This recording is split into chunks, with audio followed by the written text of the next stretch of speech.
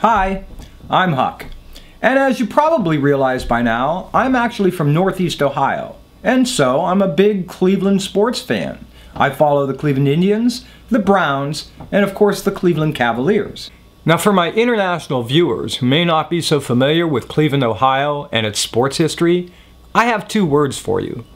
One, futility, as in, what a bunch of choke artist losers. And two, LeBron. Now see, maybe I have your attention now. Now, I know most of the country is actually focused on this BP oil spill in the Gulf of Mexico.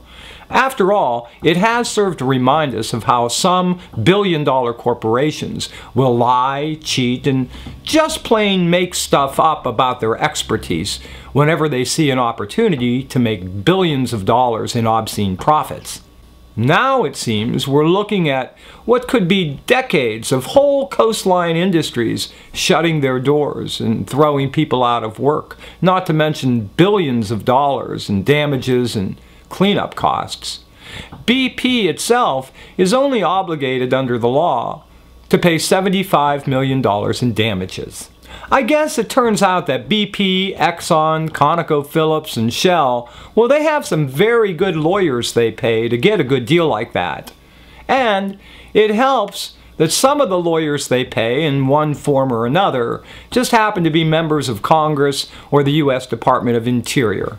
But while that's an extremely important issue, I'm afraid most folks here in Northeast Ohio are preoccupied with an even graver concern.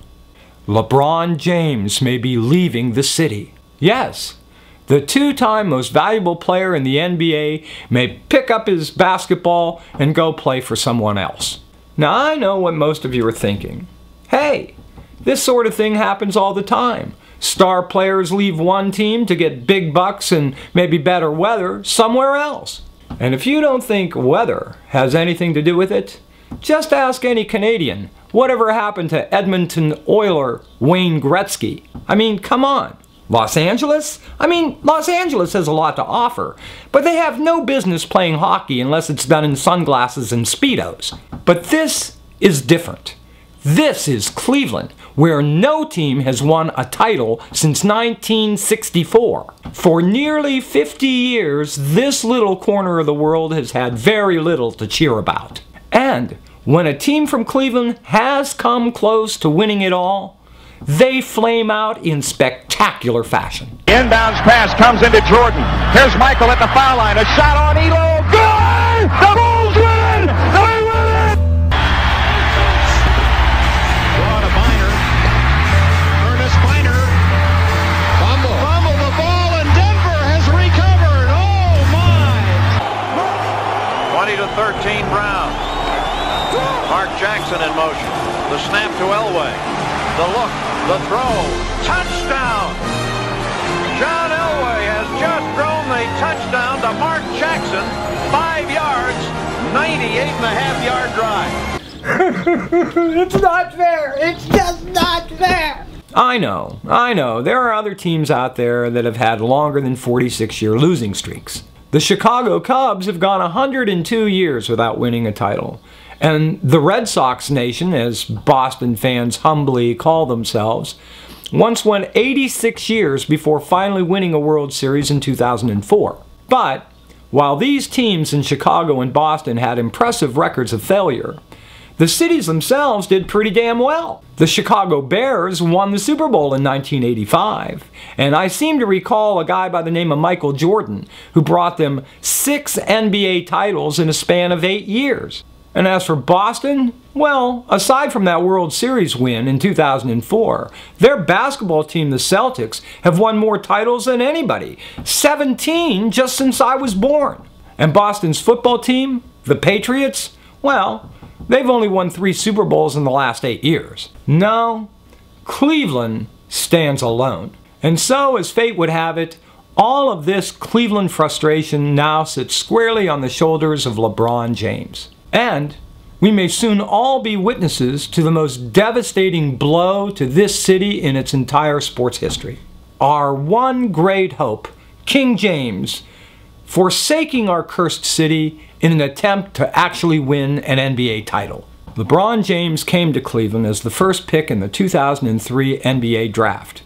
And it didn't take long before he vowed to bring Cleveland its first title since the days of NFL legend Jim Brown. And he knew what he was getting himself into. He was born and raised just a free throw toss from Cleveland in the city of Akron. Like everyone around him, he lived with all the pain and suffering Cleveland fans endured all those years. Because of his enormous talent, and backed by an owner who put money wherever LeBron's mouth was, the fans of Northeast Ohio actually permitted themselves to believe the impossible, that maybe there was light at the end of this long losing tunnel. And so, these fans, myself included, put all our hopes and dreams into LeBron James. We had to. There's been no other direction to turn. Everywhere else you look in Cleveland, things have gone from bad to ridiculous. First, there was Art Modell moving the Browns out of Cleveland to Baltimore. Cleveland fans waited 3 excruciating years to get a new team. Now,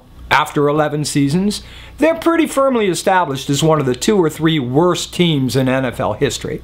In the past 11 years, the Browns have blown more first-round draft choices than the collective porn stars featured in Kasim G's videos. And while officially the Cleveland Indians may still be designated as a Major League Baseball team, everyone in Cleveland realizes that in actuality, they're just a farm system designed to take young players and get them ready before they go on to successful careers with real teams. And so it is we find ourselves that LeBron James holds the key to all future happiness in the city of Cleveland.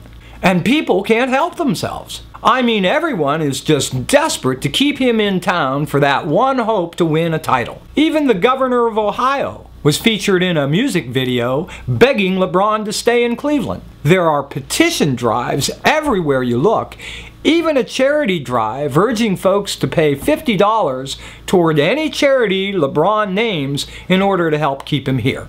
Well, you won't find me donating to his charities. Hell, I mean, if he needs my money on top of the $27 million a year he already makes, he's out of our reach anyway. I mean, if it isn't enough that I pay $150 for a pair of your shoes and $95 for one of your jerseys, when the people who make them are earning less than $1 an hour somewhere in Indonesia, and if it isn't enough that I pay $250 for a ticket at Gund Arena to come see you play, well then, goodbye.